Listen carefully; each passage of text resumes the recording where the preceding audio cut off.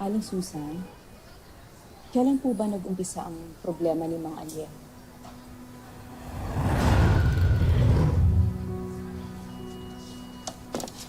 Aling Susan, pasensya na po ha. Bago lang ako dito, kaya kailangan ko talagang mag-usisa tungkol sa background ninyo.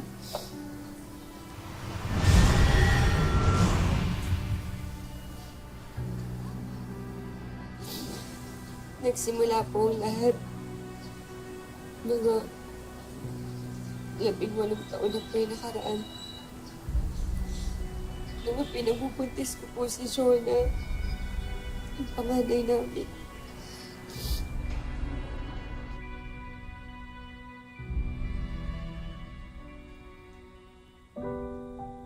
Mahal, kain na tayo. Gutom na ako. Lambing talaga ng asawa ko. Pinaganda ako pa ako ng makuna. Ako na. Sige na. Ikaw. Sige. Niningil ako, pare. Ginagawa mo itong mulong? Maniningil nga ako. Sinugod po kami ng mga kasamahan ni Alejo sa bukid. Ano ba? Hindi daw po nila kasi gusto yung partihan nila eh. Pinaya daw sila ng asawa ko. Susan! Halika dito! Yakap! Susan! Kumalag sa sakin mo! Bitawan mo ako! Ito ka! Bitawan! Nahiya kaya mo! Nahiya ko yun! Ikaw mo asawa ko! Pare! Pare! Matagal na ako hindi nakakatikim ng buntes, pare! Binubuo pa lang ng mag-asawang Alejo at Susan ang kanilang mga pangarap. Pero mababahiran ito ng trahedya. At sa puntong yon, masusubukan ang katatagan ng kanilang pagsasama. Dahil tuluyan ng magbabago ang kanilang buhay mula rito. I'm sorry, Susan. I'm sorry, hindi ko alam. Hanggang ngayon po, di pa rin ako makapaniwala na merong mga hayop na tao na gagawa ng ganun sa isang nagdadalang tao.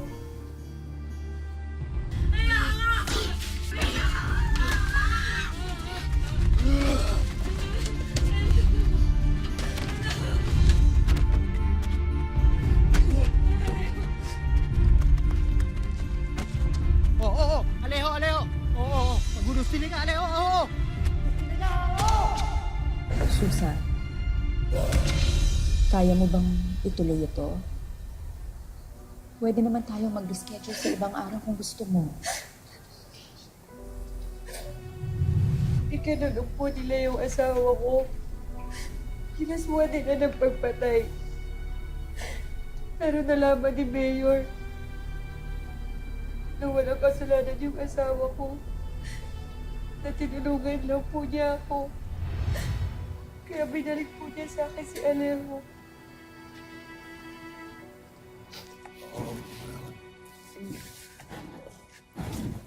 Salamat.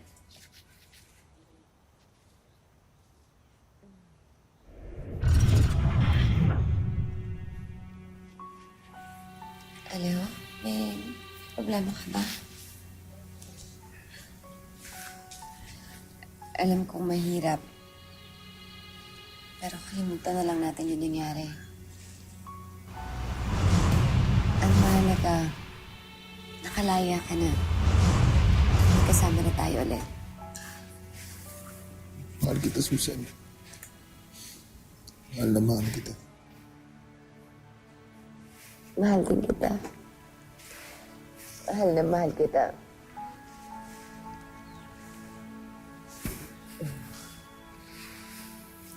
Pagtitimpla kita ng kape, ha?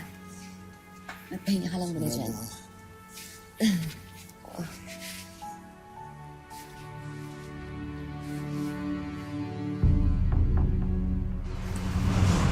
Pinatay mo ako!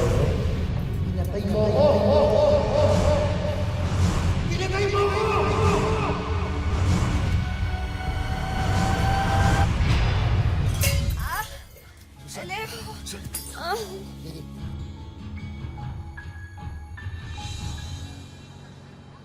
May anak po ako.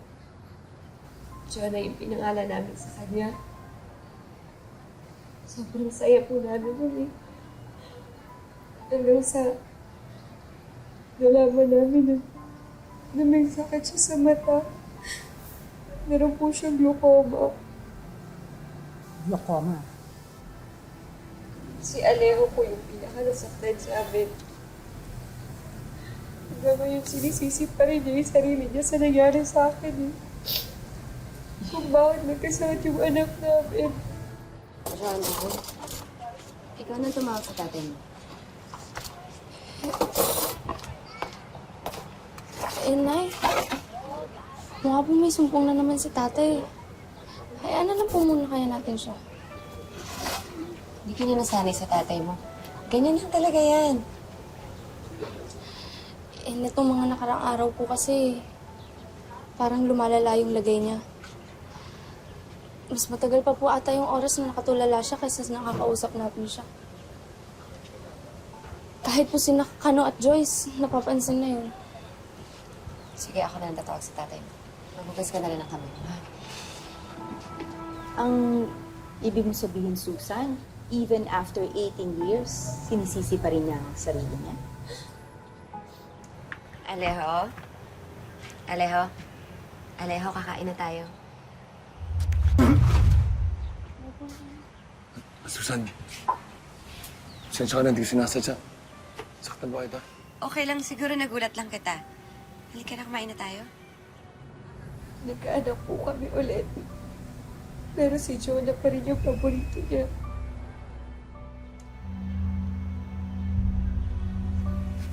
Ina? Nay? Nay? Nay, hindi po ako makakita. Nay, hindi po ako makakita, Nay. Nay, hindi po ako... Nay, hindi po ako makakita.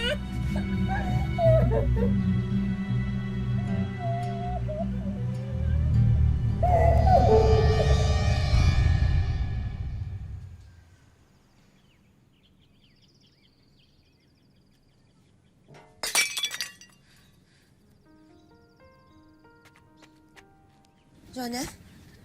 Nay, pasensya na po. Kukuha lang po sana ako ng tubig. Dapat sinabi mo na lang sa akin. Ako na lang sana gumawa nun. Nay, hindi naman po pwedeng pagsilbihan niyo na lang ako. Masasanay din po ako sa paglalakad dito. Anak, okay lang na pagsilbihan kita. Kasi nanay mo ko.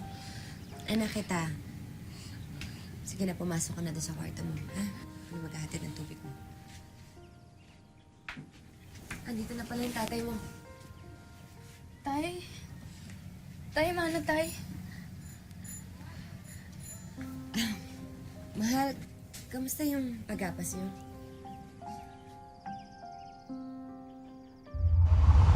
Wala kang silbi!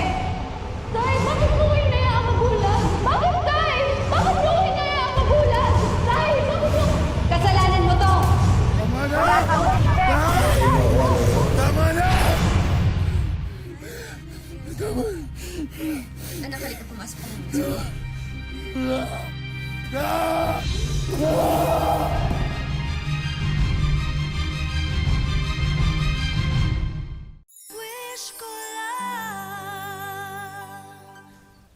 Tila hindi na sila nilubayan ng mga pagsubok.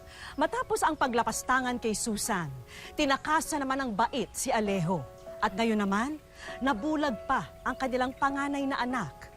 Hindi na ito kinayang tanggapin ng haligi ng tahanan, kaya lalong lumala ang kanyang kondisyon sa pag-iisip. Doon na po nagsimula yung paglala ng kalagayan niya. Iba na po yung tingin niya sa mga tao, sa mga bagay. Baliktad na po sa totoo. Schizophrenia ang tawag sa karamdaman ng asawa mo, Susan. Ang ibig sabihin nito, madalas distorted or ibang interpretasyon niya sa mga pangyayari.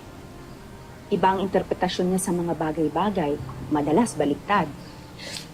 At sa kaso ng asawa mo, Malamang ang naging sanhi nito ay ang matindi niyang trauma sa nangyari sa'yo. Kasama pa dun yung pagkabulag ng anak ninyo.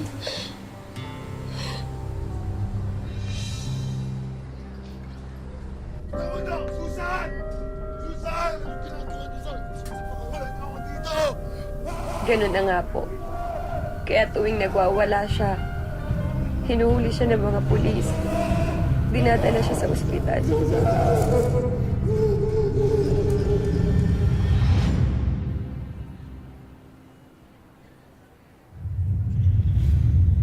Tapos binibigyan po siya ng gamot.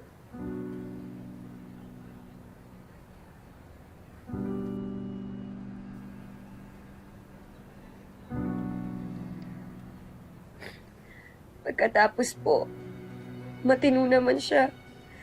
Parang walang nangyari. Okay na po siya. Pwede na po siya umuwi. Salamat Kung po. kaya tinatanggap mo siya uli. Pero Susan, itong huling nangyari, ang sabi nila, ito na raw ang pinakamalala. Wala po siya kasalanan. Wala po siya sa sarili niya noon.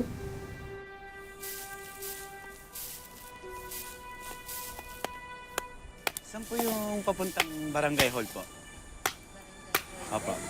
Ako medyo malayo po dito yun. Sakit po kayo ng jeep, tapos mga 5 kanto po. May Bitawan mo sa amin ako eh! Ano ba? Bitawan mo ako! Malapit lang naman yung way, mga 1 kanto lang yung lalakarin niya, tapos meron na pong jeep dun.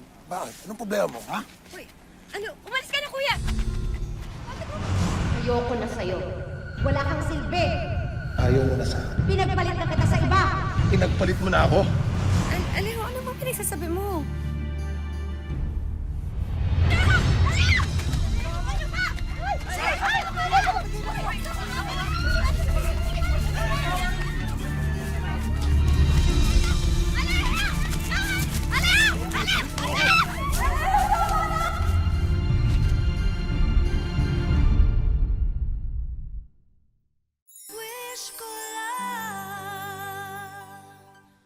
Iba't ibang imahe at ilusyon daw ang nasisilayan ng mga mata ni Alejo. Marahil epekto raw ito ng matinding depresyon dahil sa mga nangyari sa kanila. Kaya pag sinusumpong siya, ang nakikita niya, malayo raw sa katotohanan. Napapaligiran daw sila ng mga taong nais silang saktan at lokohin.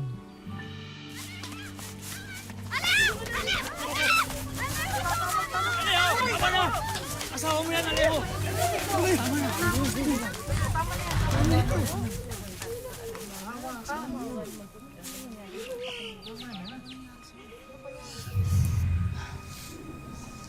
Susan, bakit mo hinayaan na umabot sa ganito? Po? Bakit hindi mo na lang inilagak sa isang mental institution o kaya sa DSWD ang asawa mo? Dok, dahil mahal na mahal ko siya. Pero alam mo rin na delikado ang asawa mo, hindi ba? Paano kung saktan ka niya? O kaya yung mga anak ninyo, hihintayin mo pa bang mangyari yon? Siya lang po yung lalaki minahal ko eh. Kaya hindi ko po siya susukuan. Hindi ko po siya papabayaan. Susan, wala akong magagawa kung ayaw mo siyang ipasok sa ospital. Pero kung ako sa'yo, pag-isipan mo. Pag-isipan mo ng nakailang ulit. Hindi lang para sa sarili mo, kundi para sa mga anak mo. Dok, salamat po sa pag-aalala niyo. Pero naniniwala po ako na gagaling po yung asawa ko. Nababalik po siya sa dati.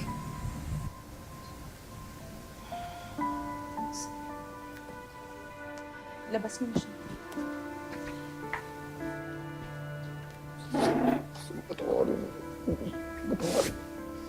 Sinasadya. Sinaktan mo kita, nasaktan mo kita. Alam mo, Kung sa iba, sapat ng dahilan para iwanan ni Susan si Alejo dahil sa naganap na tangkang pagtaga sa kanya. Pero naniniwala siya na kung aalagaan sa gamot ang mister, hindi na ito mauulit muli. Niloloko ka nila, Alejo. Pinagtatawanan ka nila.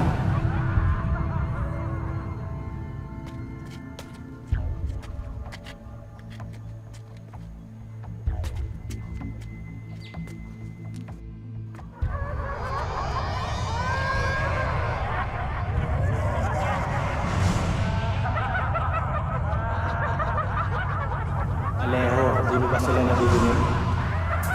Pinagtatawanan ka nila. Tama. Demonyo.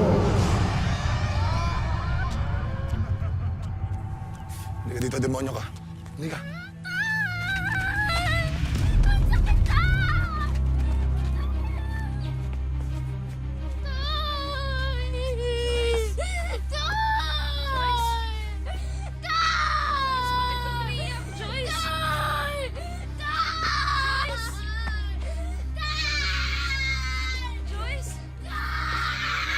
Joyce, bakit ka umiyak? Joyce! Joyce! Joyce! Joyce, bakit ka umiyak?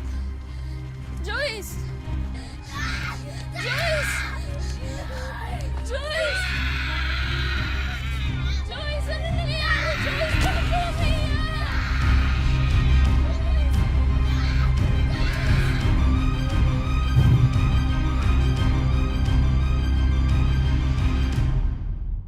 Nay? Sumunod ang mga demonyo. Nay? Sumunod ko sila Nay, lahat. si Joyce po naiwan po sa loob. Sumunod ko. Demonyo pinagtatawanan. Hindi ko siya makita. Hanapin mo si Joyce. Parang awa mo na. Marami pong nagsasabing bakit hindi mo pa iwanan dahil ganyan na nga. Sabi ko hindi ko po kayang iwanan dahil wala naman po tutulong sa kanya na kung hindi lang ako. Mahal na mahal ko po talaga sila, hindi baling ako na po yung mahirapan. Wish ko lang.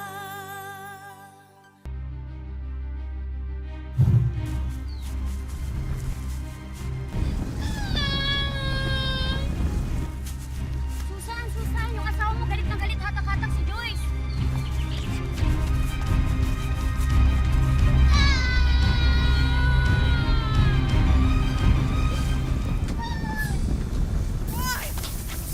Joyce! Alero! Nasaan si Joyce? Nay? Sumunod ang mga demonyo. Nay? Sumunod ko sila Nay, lahat. si Joyce po naiwan po sa loob. Sumunod ko sila lahat. Umiiyak siya, Nay. Demonyo sila. Ginawa mo! Joyce! Demonyo sila. Joyce! Joyce! Joyce!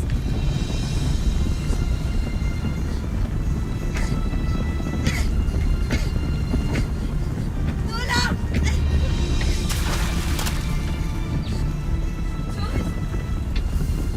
Joyce! Joyce! Nasaan ka, Joyce? Joyce! Joyce!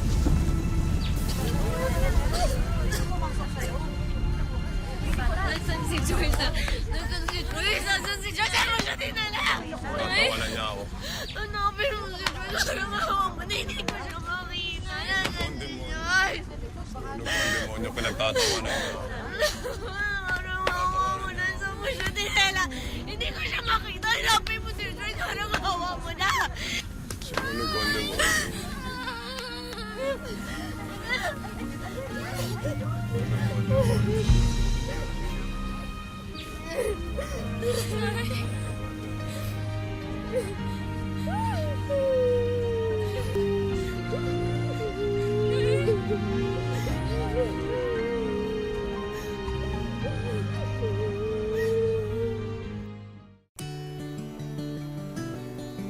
Nagtungo kami sa Nueva Ecija at nakilala namin si Susan, ang inang tampok sa aming kwento.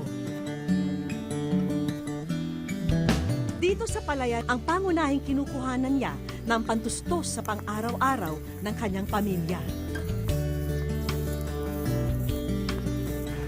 Doble kayod man si Susan, hindi niya alintana ang pagod dahil ang tanging layunin niya, matustusan ang mahigpit na pangangailangan nilang mag-anak. Para sa Panginoong Diyos, sabi ko po, kakayanin ko lahat ako yung pagsubukan na to. Basta balang araw, sabi ko, matutulungan din po kami. Sabi ko, mapagbabago rin po kami yung buhay namin. Sabi ko nga po sa Panginoong Diyos. Ngunit sa bawat hakbang na tinatahak ni Susan pabalik sa kanilang tahanan, nakaabang na sa kanya ang realidad tungo sa isang mundong balot ng mas mabigat na pagsubok. Dahil sa silid na ito, makikita ang asawa ni Susan na si Alejo.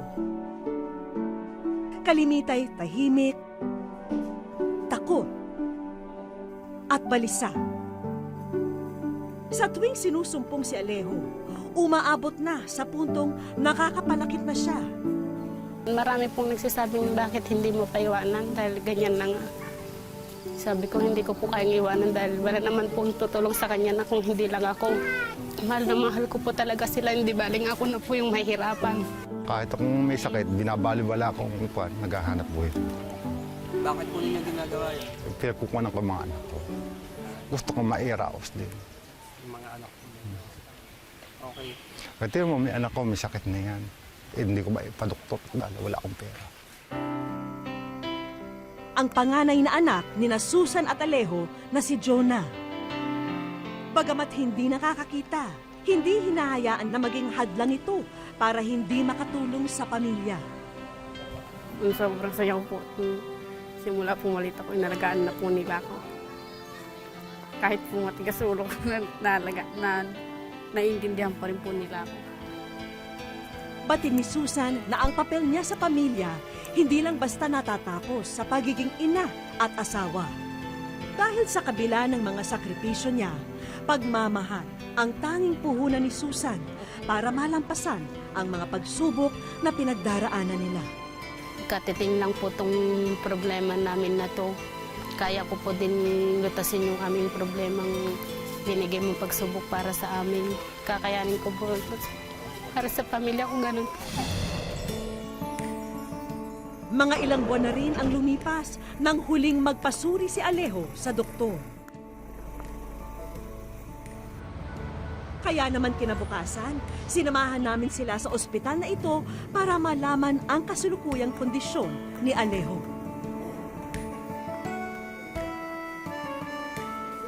Santos Alejo po. Pag okay po siya, nakakapagtrabaho siya. Sa kanya, mukhang ang nangyari sa kanya, may schizophrenia eh. Schizophrenia, sakit sa isip to. Yung usual sumpong niya, kinakabahan siya na may gagawa ng masama. Akala niya may nakabang sa labas. Malamang dulot to nung nangyari dati. So kung matutumbok namin natin kung ano yung bagay sa kanyang gamot, marami sa kanila kayang mamuhay na hindi sila dependent, no? Pwede silang magtrabaho, pwede silang matulong sa bahay. Lingid sa kaalaman ng buong pamilya, tulong-tulong na ang kanilang mga kapitbahay sa paghahanda ng mga regalo para sa kanila. Kaya naman pagdating nila sa kanilang tahanan, isang bandera ang agad pumukaw sa atensyon nila. Ikaw gano? Wish ko lang. Malaki ang pasasalamat ni Susan sa natanggap na magandang balita. Maraming salamat po sa tulong na binigay po sa amin ng eskola. O Santos family, halina't sumama na kayo sa amin para sa inyong mga sorpresa. Una sa lahat, tanggapin nyo ang ilang mga kagamitan ito para sa munting tahanan nyo. Malaki pong bagay sa lahat. Sa pagtulong. Wish ko. Masayang masaya po dahil nakikita ko po na may natanggap po kaming tulong muna sa wish ko lang. Pati din namin sa wish ko lang na malaking bagay para sa pamilya nyo ang makitang nasa mabuting kalagayan si Alejo. Mahalaga po sa amin yun dahil kung hindi pa ako makabili ng gamot, malamang po hindi makakatulong yung asawa ko. Para masigurong tuloy-tuloy na ang pag-igin ng kalusugan ni Alejo, tanggapin nyo rin ang medical assistance na ito.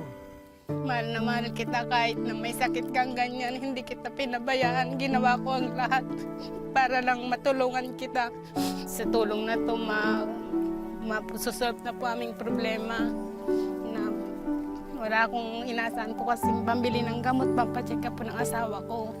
Kaya malaking bagay po para sa amin na tulong po ito. Samantala, pagdamutan din nyo ang rice planter na ito para makatulong sa kabuhayan nyo. Kung po nagtatrabaho mabuti sa kanya lahat. Para maitaguyod ko po yung mga anak ko. Kung noon, palaisipan sa inyo ang pagkukuhanan ng makakain, ngayon, tanggapin nyo ang samut-saring grocery items na ito. Masaya lang po. Hindi ko mapigilan po yung saya ko dahil marami po kami natanggap mula po sa school lang. Isang bagay lamang ang hindi maikakaila. Napakapalad ni Alejo dahil hindi siya lulubayan ni Susan kahit na malaki na ang ipinagbago niya. Dahil sa mata niya, siya pa rin ang lalaking kasumpaan niya na hindi maghihiwalay sa hirap man o ginhawa. Ako po muli si Vicky Morales at ito po ang wish ko lang.